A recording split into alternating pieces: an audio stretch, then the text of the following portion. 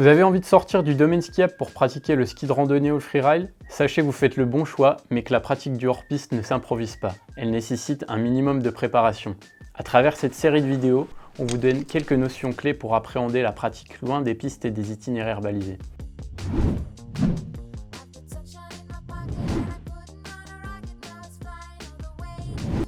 Attention, cependant ces tutos ne sont en aucun cas suffisants pour être maîtrisants. Il est essentiel de se former auprès de professionnels du milieu et surtout de s'entraîner régulièrement. Ce n'est pas parce que vous avez vu ces vidéos sur internet que vous pouvez faire n'importe quoi sur les planches. Gardez toujours en tête que le risque zéro n'existe pas et qu'il faut rester extrêmement vigilant.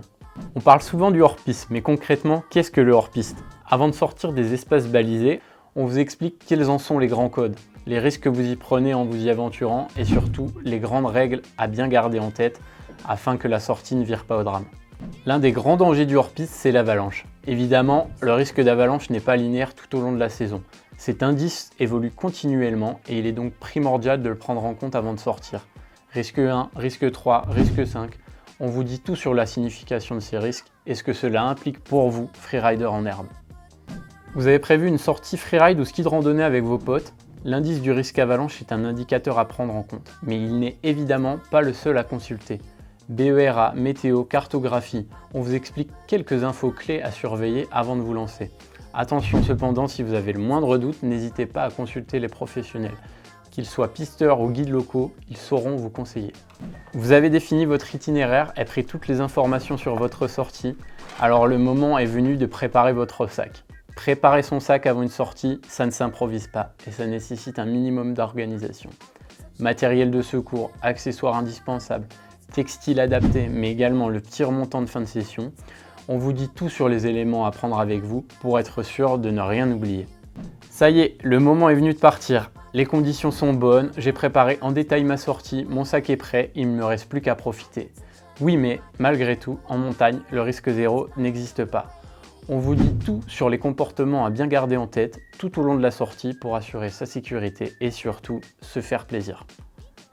On ne vous le souhaite évidemment pas, mais durant votre sortie, vous pourrez être amené à faire face à une avalanche et à secourir des riders emportés. Cette situation que tout freerider redoute est pourtant un risque à part entière à la pratique. Dès lors, il est nécessaire de se former. Le triptyque DVA, pelle, sonde permet de secourir une victime en avalanche. Les avoir dans le sac, c'est bien, savoir s'en servir, c'est beaucoup mieux. On vous donne quelques notions pour apprendre à utiliser efficacement votre DVA.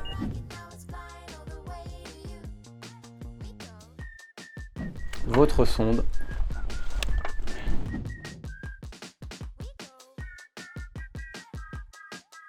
ainsi que les notions clés pour effectuer un bon pelletage. Évidemment, ces tutos ne sont que des notions et ne vous dispensent en aucun cas d'une vraie formation sur le terrain et d'un entraînement régulier. Avec ces vidéos, vous avez les notions clés pour appréhender la pratique en hors-piste, prendre des décisions et limiter au maximum le risque. On vous l'a déjà dit, mais on se répète quand même. Les tutos c'est bien, mais ce n'est pas suffisant. Formez-vous auprès de professionnels de la montagne, entraînez-vous tout au long de l'année et surtout apprenez à renoncer quand c'est nécessaire. Sur ce, bon ride et soyez prudents.